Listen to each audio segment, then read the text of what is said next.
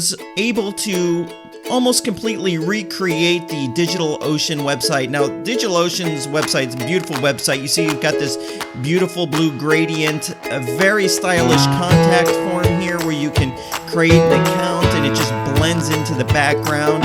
Right here you have a really nice styled feature grid right here with 6 different features. And then you have this different type of pricing grid, and that was going to be a challenge. And then you have a call to action down here that I created.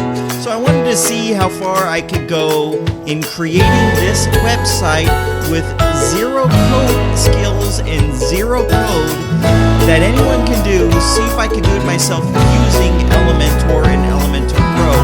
And this is what I came up with. So you see I've got that beautiful gradient, and I've got this form right here. I've got a feature grid, and I've got that price table. Pretty spot on, by the way. I got their price table, and then this final call to action. Now, it took me about 45 minutes to create this, and what I'm going to do in this video is I'm actually going to create it. Now, normally, I am in all my videos. You can see me right now at the top right. I'm going to actually get rid of that so we can just focus on how to build this page with Elementor. Now, there is one caveat. You can do almost all of it with the free version of Elementor, but there's 2 things you can't do with the free version because they're only features found in the Pro version. So you've got this form here. Elementor Pro has the most powerful visual form creator and styler that I have ever seen. There's nothing like this, and that's part of the Pro package. And then this pricing table right here, this fully customized pricing table, this is only available in the Pro version as well, to be able to come up with a highly customizable pricing table like you see here, which is pretty spot on in every way. And you need the Pro version for this as well. Now, the Pro version is not that much money. They have different licensing options. I do have a link down below, and here's the best part. When you click on my link to purchase Elementor Pro, not only are you going to get an amazing plugin, you're going to get to support these developers that have been so generous with the free version, but I'm also going to give you access to a course that I've created called Elementor Essentials. And so you're going to learn my complete website building system using Elementor, and it is going to save you time, it's going to cut down your learning curve, and it's going to help you to get amazing results in building a web page for yourself that you can be impressed by. So that is Elementor Pro and my special offer. There is a link down below, and I wanted to give you a caveat. The last thing I want to mention before I go is that Elementor has an amazing template library that gives me the ability to export this template, and I can give it to anyone. It's just a file, and then you would import that. So I'm also going to provide a link down below. There's no sign-ups to anything. It's just a link, and you can download this file, and you can import it into your template library if you want to see exactly what I did to create this beautiful, beautiful web page right here. Now, and the last thing is, I'm not suggesting you go and copy websites verbatim. No one has a copyright on color schemes and font schemes and overall layout. Obviously, it's not a good idea to take someone's images. It's not a good idea at all. It's not a good idea to take someone's icons. These are guaranteed, these are custom icons here. I'm not saying that. You definitely don't want to take people's text, and I'm not suggesting any of that. I was just using this as an example to show you the power of Elementor Pro, and that anyone that wants to build a website can do it without touching a line of code. It just takes having the right tool and having the right training, and you'll get both of those with Elementor Pro and the link down below. So anyways, I'm going to take off, and we're going to start building this web page. Alright, this is kind of new for me. I'm used to being in every video, but that's alright. This is a learning time to learn exactly how we can recreate any web page that we see on the internet almost exactly. So let's go ahead and get started. So I'm assuming that you already have hosting. If you do not have hosting, you could visit ordernewhosting.com and it will take you over to InMotion Hosting, and this is the page you'll see. You'll see a picture of me there, and this is a special discount that they give to my viewers here on YouTube. So normally they might have like a 20% off or 30% off when there's a sale, but for my viewers you're gonna get 57% off, and it is just when you visit ordernewhosting.com, and you can go ahead and order your hosting package from them. It's very awesome, reliable, fast hosting, and it's very affordable. All their support is US based, and you can call them when you need help, you can live chat them, and you can open a ticket. So anyways, here is WordPress. Now I've already installed Elementor, and I've also installed Elementor Pro. Now Elementor is easy. You can just go to plugins, add new, and you can install Elementor that way. And then if you've purchased Elementor Pro, you can download it from your members area, and you can upload that yourself and then activate. So I'm going to start. So before I begin, there are two tools that I will be using most likely throughout this video, and they are called web browser extensions. Now I'm currently using the Google Chrome web browser, but they are also available for Firefox if you are using Firefox. And these tools are going to allow you to analyze a web page, and this one right here will basically let you know any color that you see on any web page, and this one right here is going to let me know any font on any web page and the size. So let me show you that in action. So here I am on the Real DigitalOcean website, and so the color extension right here is called Colorzilla. So you can just Google Colorzilla and then the name of your web browser, and I'm sure the extension will pull right up. So the way it works is I click on it, and then I choose pick color from page, and I can go like this, and it will show me any color on a page that I'm on. So here's that little bit of a green right there. Let's see if I can go on it, and there's that green. Here's the blue, the different shades of the blue. And what happens is when I click on my mouse, it's going to copy the color code into the clipboard of my computer, and then I can paste it into Elementor wherever I want to put that color. So that is Colorzilla. The other one is called What Font, and you could just search for What Font Chrome extension or What Font Firefox extension, and when you click on this, anywhere you move your mouse, it's going to show you the name of the font and the size. So I'm showing that this is Proxima Nova. Now I do know that Proxima Nova is a paid font. When I click on it, it's going to show me because it says Typekit, but that's okay. We're going to use an alternative font. But what's nice is I'm able to see the size of the font right here, and sometimes the weight, it's just saying it's regular, which is fine. But I can scroll anywhere over any font and see exactly the size. So this is going to be smaller.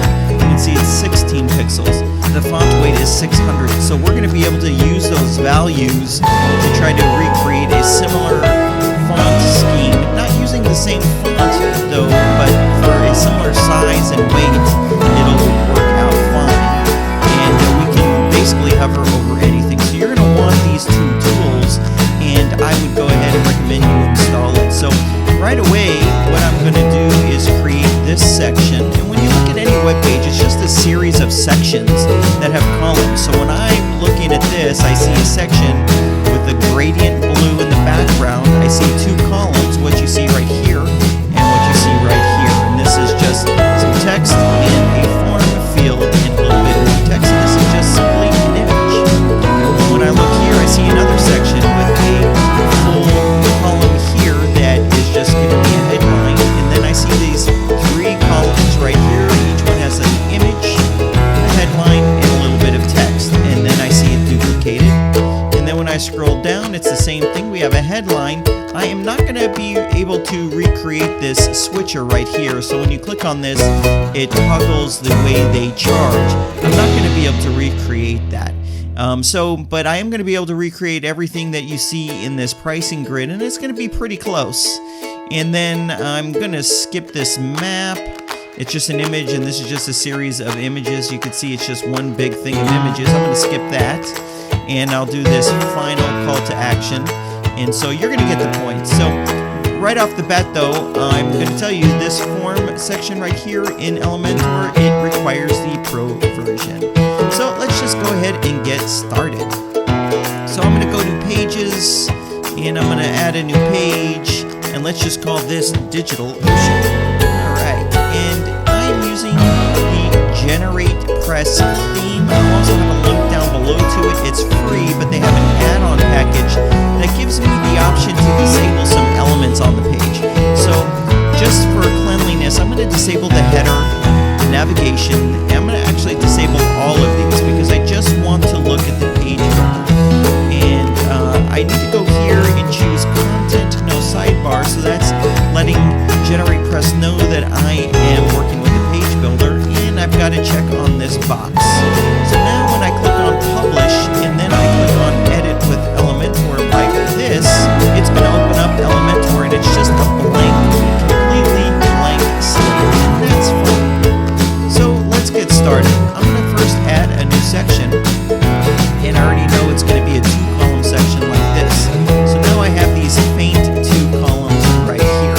So I already know that I'm going to have an image here, so why don't I just first search for image, and let's just get that in there real quick. So I'm going to drag and drop that over, let go, and then when I click right here, I'm going to delete the placeholder, click on the plus, and I have that image right here. As a matter of fact, I've already uploaded it. Okay? I'm going to click on Insert, and we can see there is my image. Now right here, I already know we're going to have a headline, and then we're going to have a form, and then we're going to have some text. So let's go ahead and do that right now.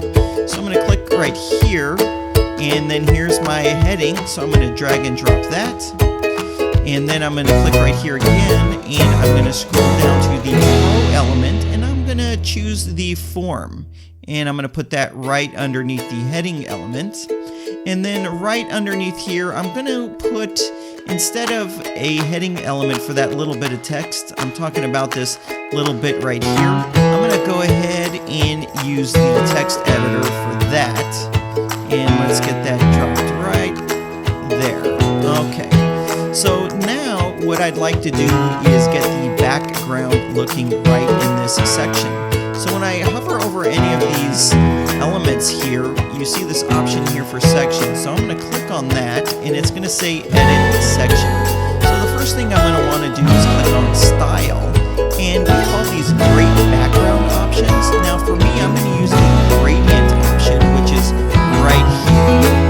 And what a gradient is, I even made a video on this yesterday. You need 2 colors. Now they are using a gradient here. You can see all the way on the top right, it's a lighter blue than it is on the bottom left. So I'm going to use my color picker. Now, I'm not going to get this exact, but I'm going to get it close enough so that you get the point. So I'm going to choose Pick Color Picker, and then I'm going to go to the very bottom here, and I'm going to click, and that's going to put that color code into my clip. I'm going to go back here to Elementor, and so here's the first color of the gradient. I'm going to click right here, and I'm going to paste that in. So there you see, we've got the first color of this background. Now I'm going to go and I'm going to get this lighter blue right here. Now this isn't going to be an exact science like I said.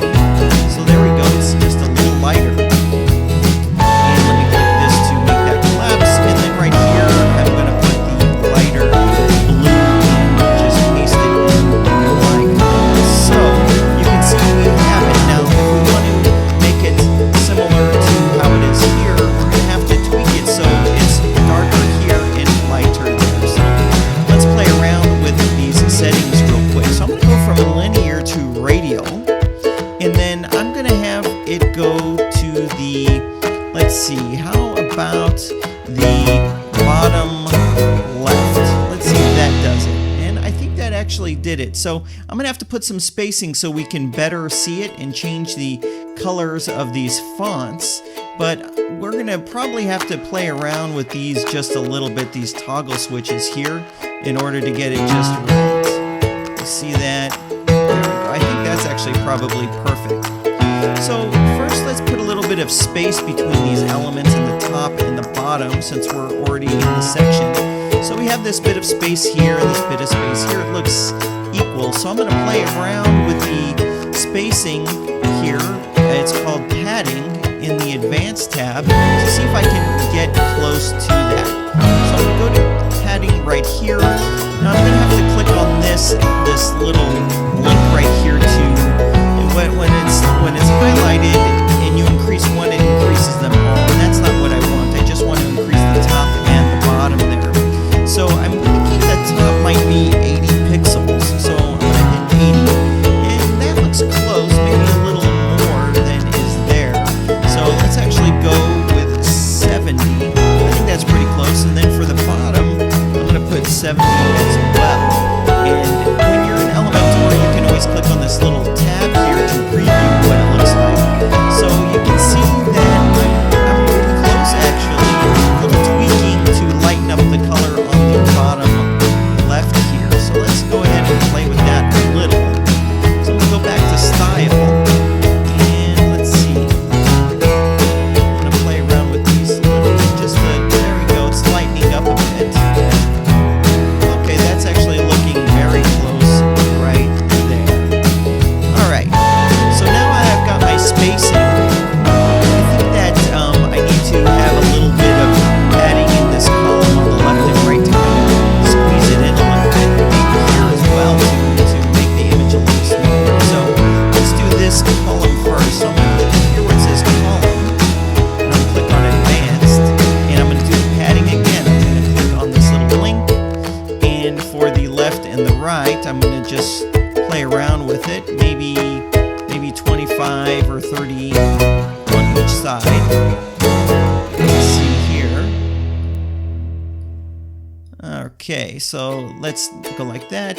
So you can see it's tightening up maybe just a bit more. Maybe I will go a little tighter. Let's see what 50 looks like.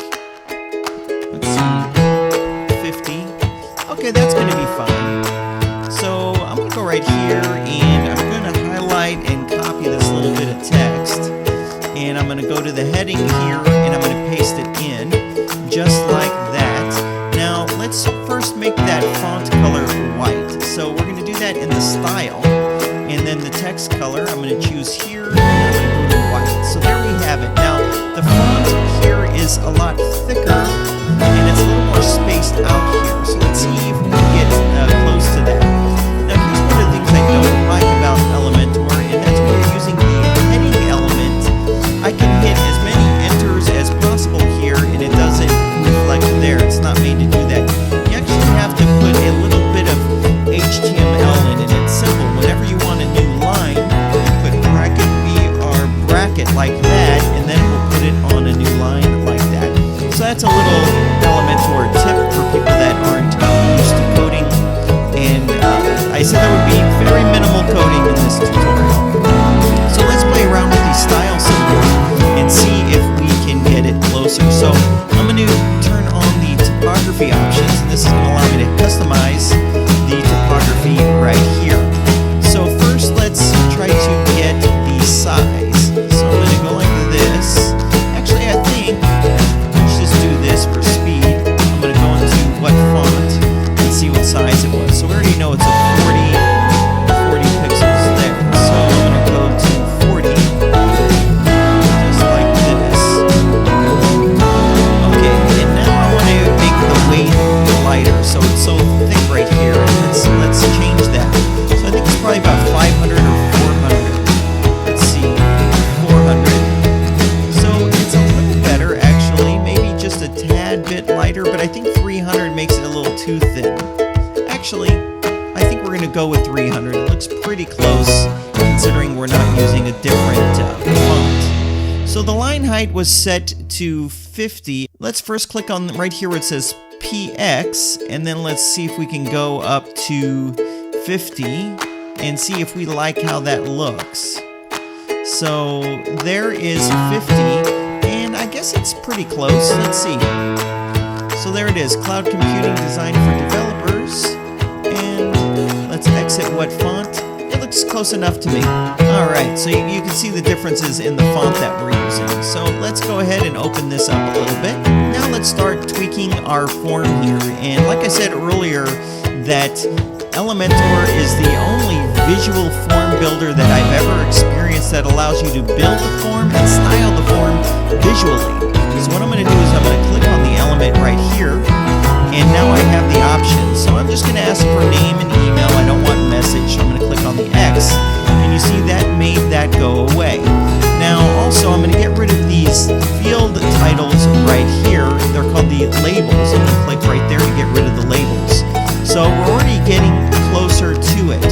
Now we just need to change some of the styling options to get it to look similar to here. So we have a white button, we have a white border, we have this very transparent, but it's slightly, you can see a slight tint on it. This font is white, and let's see if we can get it pretty close to it. So I'm going to go ahead and take that color coding again. Usually I will make a notepad and put these color codes in it so I don't have to keep using the color picker. Alright, so we're going to spend most of our time in the style options, but let's go right here real quick, and I want to click on the submit button and change what it says. I'm going to make it say create account. I just want to match the text there to make it say create account. Now when you are creating a form, you want to go to this option here, email and options. You want to put your email address in. This is where the submissions to this form are going to go to, and you also want to put in your subject line and all this kind of other information right there. So let's go to our style options, and first of all, let's see, I don't want the form styling. Let's look at the field. So the text color is going to be white, so I can choose the option white right here. Now we can't see it because the background's also white. And the typography, we'll see if we have to play around with that. The background is white, but we're going to make it transparent. So I'm going to go all the way down, but up just a tad, because I think it was had a slight tint to it. There we go. So I'm going to do that, and the border